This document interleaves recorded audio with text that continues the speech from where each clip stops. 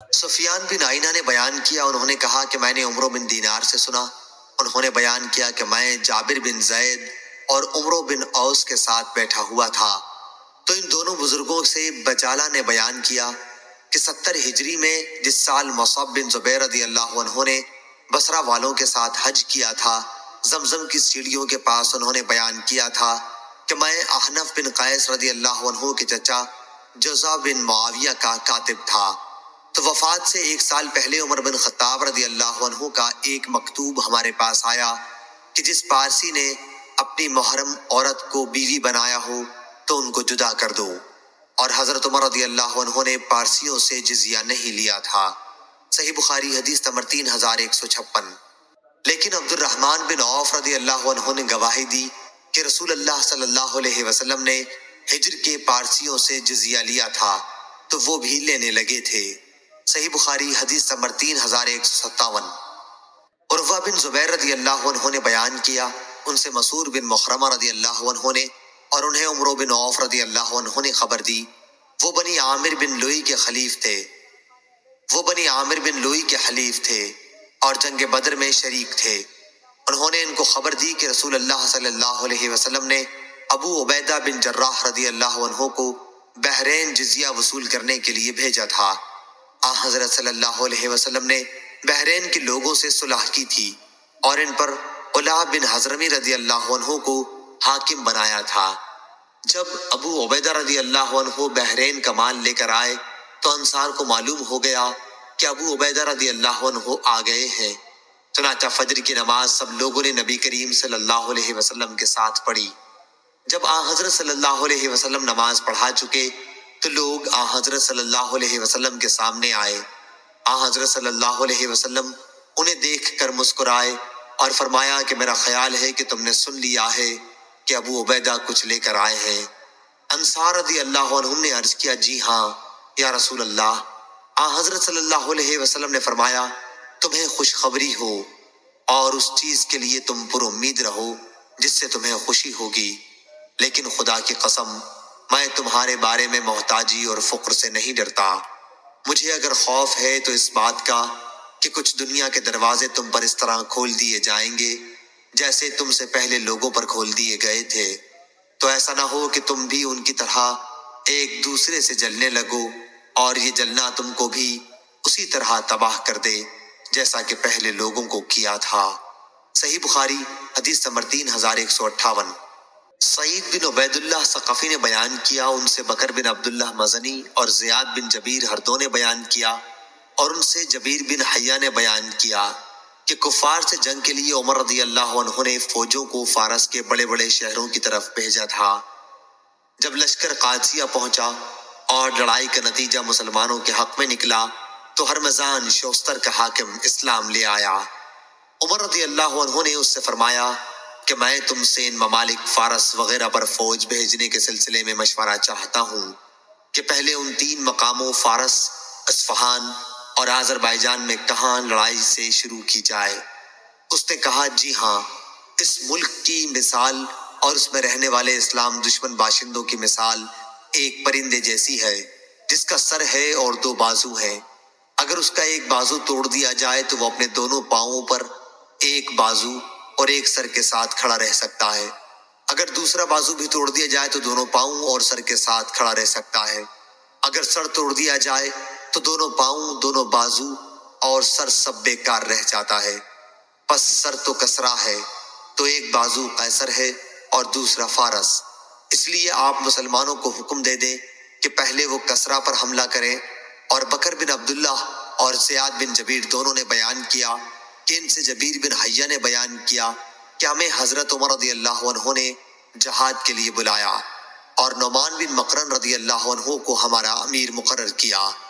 جب ہم دشمن کی سرزمین نہاوند کے قریب پہنچے تو کسرا کا ایک افسر 40,000 کا لشکر ساتھ لیے ہوئے ہمارے مقابلے کے لیے بڑھا۔ پھر ایک ترجمان نے آ کر کہا کہ تم میں سے کوئی ایک شخص معاملات پر گفتگو کرے۔ مغیرہ بن شعبہ رضی اللہ عنہ نے مسلمانوں کی نمائندگی کی اور فرمایا کہ جو تمہارے مطالبات ہوں انہیں بیان کرو۔ اس نے پوچھا، آخر تم لوگ ہو کون؟ مغیرہ رضی اللہ عنہ نے کہا کہ ہم عرب کے رہنے والے ہیں ہم انتہائی بدبختیوں اور مصیبتوں میں مبتلا تھے۔ بھوک کی شدت میں ہم چمڑے اور گٹھلیاں چوسا کرتے تھے۔ اون اور بال ہماری پوشاک تھی اور پتھروں اور درختوں کی ہم عبادت کیا کرتے تھے۔ ہماری مصیبتیں اسی طرح قائم تھیں کہ آسمان اور زمین کے رب نے، جس کا ذکر اپنی تمام عظمت و جلال کے ساتھ بلند ہے، ہماری طرف ہماری ہی طرح کہ انسانی عادات و خصائص رکھنے والا ایک نبی بھیجا۔ ہم اس کے باپ اور ماں کو جانتے ہیں۔ اللہ کے رسول صلی اللہ علیہ وسلم نے ہمیں حکم دیا کہ ہم تم سے اس وقت تک جنگ کرتے رہیں جب تک تم صرف اللہ اکیلے کی عبادت نہ کرنے لگو، یا پھر اسلام نہ قبول کرنے کی صورت میں جزیہ دینا قبول کر لو۔ اور ہمارے نبی کریم صلی اللہ علیہ وسلم نے ہمیں اپنے رب کا یہ پیغام بھی پہنچایا ہے کہ اسلام کے لیے لڑتے ہوئے جہاد میں ہمارا جو آدمی بھی قتل کیا جائے گا وہ ایسی جنت میں جائے گا جو اس نے کبھی نہیں دیکھی، اور جو لوگ ہم میں سے زندہ باقی رہ جائیں گے وہ فتح حاصل کر کے تم پر حاکم بن سکیں گے۔ مغیرہ نے یہ گفتگو تمام کر کے نعمان سے کہا کہ لڑائی شروع کرو۔ صحیح بخاری حدیث نمبر 3159۔ نعمان نے کہا تم کو تو اللہ پاک ایسی کئی لڑائیوں میں حضرت صلی اللہ علیہ وسلم کے ساتھ شریک رکھ چکا ہے، اور اس نے لڑائی میں دیر کرنے پر تم کو نہ شرمندہ کیا نہ ذلیل کیا، اور میں تو حضرت صلی اللہ علیہ وسلم کے ساتھ لڑائی میں موجود تھا۔ آپ کا قاعدہ تھا اگر صبح سویرے لڑائی شروع نہ کرتے اور دن چڑھ جاتا تو اس وقت تک ٹھہرے رہتے کہ سورج ڈھل جائے، ہوائیں چلنے لگیں، نمازوں کا وقت آن پہنچے۔ صحیح بخاری حدیث نمبر 3160۔ ابو حمید سعدی رضی اللہ عنہ نے بیان کیا کہ رسول کریم صلی اللہ علیہ وسلم کے ساتھ ہم غزوہ تبوک میں شریک تھے۔ ایلا کے حاکم یوحنا بن روبہ نے حضرت صلی اللہ علیہ وسلم کو ایک سفید خچر بھیجا، اور آپ نے اسے ایک چادر بطور خلعت کے اور ایک تحریر کے ذریعے اس کے ملک پر اسے ہی حاکم باقی رکھا۔ صحیح بخاری حدیث نمبر 3161۔ ابو جمرہ نے بیان کیا، کہا کہ میں نے جویریہ بن قدامہ تمیمی سے سنا، انہوں نے بیان کیا کہ میں نے عمر بن خطاب رضی اللہ عنہ سے سنا تھا جب وہ زخمی ہوئے، آپ سے ہم نے عرض کیا تھا کہ ہمیں کوئی وصیت کیجیے، تو آپ نے فرمایا کہ میں تمہیں اللہ تعالیٰ کے عہد کی جو تم نے زمیوں سے کیا ہے وصیت کرتا ہوں کہ اس کی حفاظت میں کوتاہی نہ کرنا، کیونکہ وہ تمہارے نبی کا ذمہ ہے اور تمہارے گھر والوں کی روزی ہے کہ جزیہ کے روپیے سے تمہارے بال بچوں کی گزران ہوتی ہے۔ صحیح بخاری حدیث نمبر 3162۔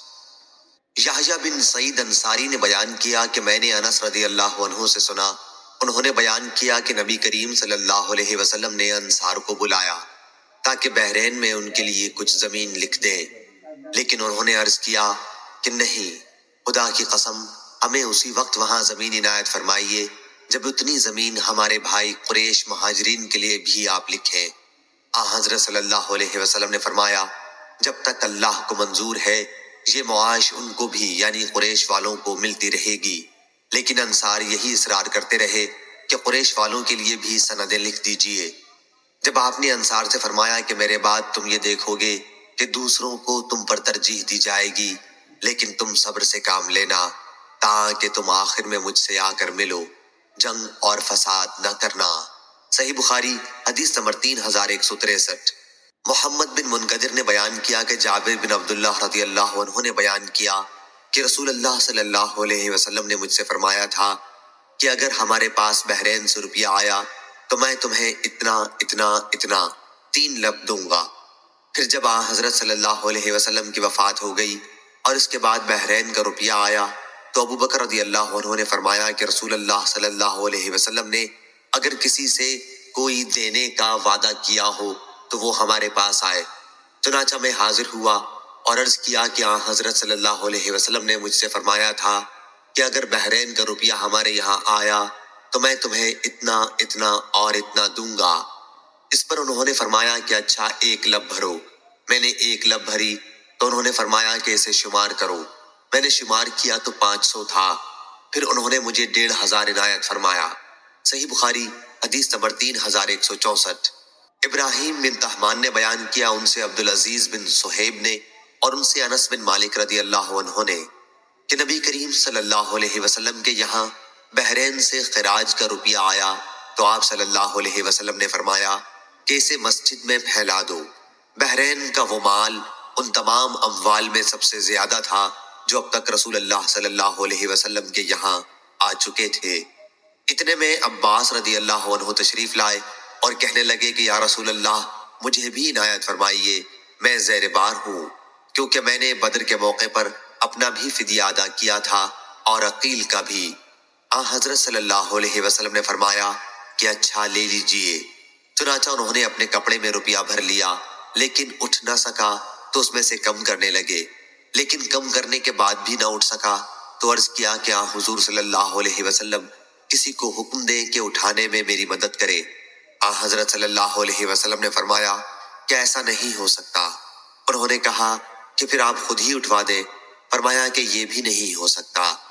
پھر عباس رضی اللہ عنہ نے اس میں سے کچھ کم کیا، لیکن اس پر بھی نہ اٹھا سکے تو کہا کہ کسی کو حکم دیجئے کہ وہ اٹھا دے۔ فرمایا کہ نہیں، ایسا نہیں ہو سکتا۔ انہوں نے کہا کہ پھر آپ ہی اٹھا دیں۔ حضور صلی اللہ علیہ وسلم نے فرمایا کہ یہ بھی نہیں ہو سکتا۔ آخر اس میں سے انہیں پھر کم کرنا پڑا اور تب کہیں جا کے اسے اپنے کاندھے پر اٹھا سکے اور لے کر جانے لگے۔ حضرت صلی اللہ علیہ وسلم اس وقت تک انہیں برابر دیکھتے رہے جب تک وہ ہماری نظروں سے چھپ نہ گئے۔ ان کے حرص پر آپ صلی اللہ علیہ وسلم نے تعجب فرمایا اور آپ اس وقت تک وہاں سے نہ اٹھے جب تک وہاں 1 درہم بھی باقی رہا۔ صحیح بخاری حدیث نمبر 3165۔ عبد الواحد نے بیان کیا، انہوں نے کہا ہم سے حسن بن عمرو نے بیان کیا، انہوں نے کہا ہم سے مجاہد نے بیان کیا، اور ان سے عبداللہ بن عمرو رضی اللہ عنہ نے بیان کیا کہ نبی کریم صلی اللہ علیہ وسلم نے فرمایا جس نے کسی زمیں کو ناحق قتل کیا وہ جنت کی خوشبو بھی نہ پا سکے گا، حالانکہ جنت کی خوشبو 40 سال کی راہ سے سونگھی جا سکتی ہے۔ صحیح بخاری حدیث نمبر 3166۔ سعید مقبری نے بیان کیا، ان سے ان کے والد ابو سعید نے کہ ابو ہریرہ رضی اللہ عنہ نے بیان کیا ہم ابھی مسجد نبوی میں موجود تھے کہ نبی کریم صلی اللہ علیہ وسلم تشریف لائے اور فرمایا کہ یہودیوں کی طرف چلو۔ چنانچہ ہم روانہ ہوئے اور جب بیت المدارس یہودیوں کے مدرسے پہنچے تو حضرت صلی اللہ علیہ وسلم نے ان سے فرمایا کہ اسلام لاؤ تو سلامتی کے ساتھ رہو گے، اور سمجھ لو کہ زمین اللہ اور اس کے رسول کی ہے، اور میرا ارادہ ہے کہ تمہیں اس ملک سے نکال دوں، پھر تم میں سے اگر کسی کی جائیداد کی قیمت آئے تو اسے بیچ ڈالے، اگر اس پر تیار نہیں ہو تو تمہیں معلوم ہونا چاہیے کہ زمین اللہ اور اس کے رسول ہی کی ہے۔ صحیح بخاری حدیث نمبر 3167۔ سفیان بن عینہ نے بیان کیا، ان سے سلیمان احول نے، انہوں نے سعید بن جبیر سے سنا اور انہوں نے ابن عباس رضی اللہ عنہ سے سنا۔ آپ نے جمعرات کے دن کا ذکر کرتے ہوئے کہا تمہیں معلوم ہے کہ جمعرات کا دن، ہائے یہ کون سا دن ہے؟ اس کے بعد وہ اتنا روئے کہ ان کے آنسوؤں سے کنکریاں تر ہو گئیں۔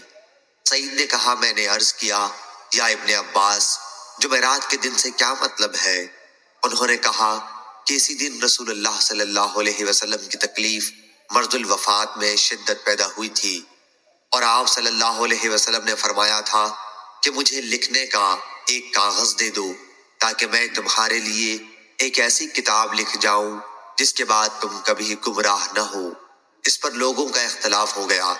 پھر حضرت صلی اللہ علیہ وسلم نے خود ہی فرمایا کہ نبی کی موجودگی میں جھگڑنا غیر مناسب ہے۔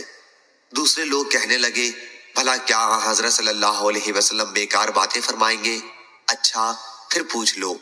یہ سن کر حضرت صلی اللہ علیہ وسلم نے فرمایا کہ مجھے میری حالت پر چھوڑ دو، کیونکہ اس وقت میں جس عالم میں ہوں وہ اس سے بہتر ہے جس کی طرف تم مجھے بلا رہے ہو۔ اس کے بعد حضرت صلی اللہ علیہ وسلم نے 3 باتوں کا حکم فرمایا کہ مشرکوں کو جزیرہ عرب سے نکال دینا، اور وفود کے ساتھ اسی طرح خاطر تواضع کا معاملہ کرنا جس طرح میں کیا کرتا تھا۔ تیسری بات کچھ بھلی سی تھی، یا تو سعید نے اس کو بیان نہ کیا یا میں بھول گیا۔ سفیان نے کہا یہ جملہ تیسری بات کچھ بھلی سی تھی سلیمان احول کا کلام ہے، اور یہ تھی کہ اسامہ کا لشکر تیار کر دینا، یا نماز کی حفاظت کرنا، یا لونڈی غلاموں سے اچھا سلوک کرنا۔ صحیح بخاری حدیث نمبر 3168۔ سعید مقبری نے بیان کیا، ان سے ابو ہریرہ رضی اللہ عنہ نے بیان کیا کہ جب خیبر فتح ہوا تو یہودیوں کی طرف سے نبی کریم صلی اللہ علیہ وسلم کی خدمت میں بکری کا یا ایسے گوشت کا ہدیہ پیش کیا گیا جس میں زہر تھا۔ اس پر آن حضرت صلی اللہ علیہ وسلم نے فرمایا کہ جتنے یہودی یہاں موجود ہیں انہیں میرے پاس جمع کرو۔ چنانچہ وہ سب آ گئے۔ اس کے بعد آن حضرت صلی اللہ علیہ وسلم نے فرمایا کہ دیکھو، میں تم سے ایک بات پوچھوں گا، کیا تم لوگ صحیح صحیح جواب دو گے؟ سب نے کہا جی ہاں۔ آپ صلی اللہ علیہ وسلم نے دریافت فرمایا تمہارے باپ کون تھے؟ انہوں نے کہا کہ فلاں۔ آن حضرت صلی اللہ علیہ وسلم نے فرمایا کہ تم جھوٹ بولتے ہو، تمہارے باپ تو فلاں تھے۔ سب نے کہا کہ آپ سچ فرماتے ہیں۔ پھر آن حضرت صلی اللہ علیہ وسلم نے فرمایا اگر میں تم سے ایک اور بات پوچھوں تو تم صحیح واقعہ بیان کر دو گے؟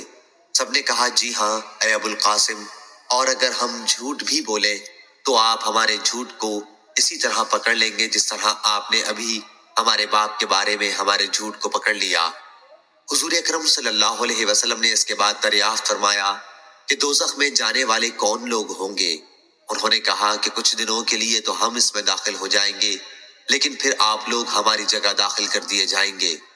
حضور اکرم صلی اللہ علیہ وسلم نے فرمایا تم اس میں برباد رہو، خدا گواہ ہے کہ ہم تمہاری جگہ اس میں کبھی داخل نہیں کیے جائیں گے۔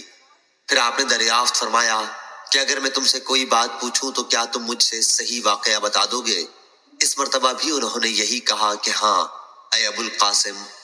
حضرت صلی اللہ علیہ وسلم نے دریافت کیا تم نے اس بکری کے گوشت میں زہر ملایا ہے؟ انہوں نے کہا جی ہاں۔ حضرت صلی اللہ علیہ وسلم نے دریافت فرمایا کہ تم نے ایسا کیوں کیا؟ انہوں نے کہا کہ ہمارا مقصد یہ تھا کہ آپ جھوٹے ہیں نبوت میں تو ہمیں آرام مل جائے گا، اور اگر آپ واقعی نبی ہیں تو یہ زہر آپ کو کوئی نقصان نہ پہنچا سکے گا۔ صحیح بخاری حدیث نمبر 3169۔